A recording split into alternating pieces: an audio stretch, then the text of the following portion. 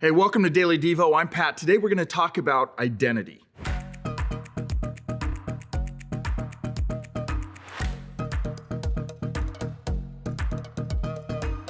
Who am I? Why am I here? What am I here for? What's my purpose? These are all questions the greatest minds in history have wrestled with. These are questions our own society is obsessed with. These are questions you and I must also be obsessed with because they all go back to one key question. What is my identity? Why do I say you and I must be obsessed with our identity? Please listen to this because it's so important. The reason that you and I must be obsessed with our identity is because knowing who we are plays a vital role in how we think, how we feel, and how we act. Now, there are many different ways people will identify themselves. To name a few, nationalism. I'm an American, or I'm a Russian. Color, I'm black, or I'm white, or I'm brown. Gender, I'm a female, or I'm male. Politics, I'm a Republican, or I'm a Democrat. Education, I'm a graduate of, or I have a master's of, or I've gone to so much school the letters after my name look like a box of alphabet cereal. None of these are bad, but when it comes to our identity, none of these are enough. One explanation I read about identity is, quote, your identity is how you define who you are. It is also how others define who you are, unquote. Not bad, except this explanation leaves us with a big problem. You cannot trust your definition of who you are, nor should you trust how others define who you are. You see, you and I can't fully trust our definition of who we are because it's tied so closely to our family, our cultures, our educational backgrounds, our own thoughts, and what others think and say about us. But when we can't really trust what others say or think about us as well, because that tends to lead to one extreme or the other.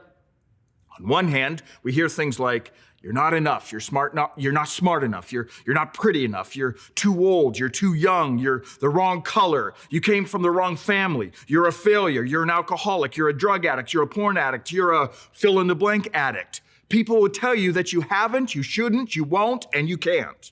Or they will go to the other extreme and tell you that you don't need to change. You're good enough. You're exactly what you should be. And no one should tell you to think or act differently. You were born this way. You know what I'm talking about. It's become a buzz phrase. You do you.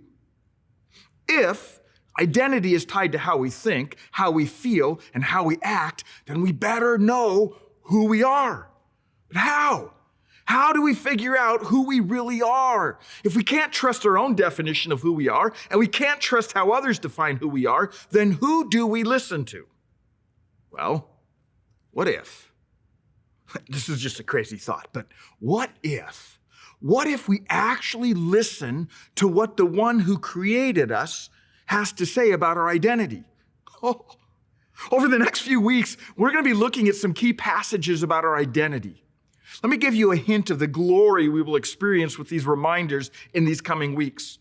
In Philemon, chapter 1, verse 6, it says, and I am praying that you will put into action the generosity that comes from your faith as you understand and experience all the good things we have in Christ.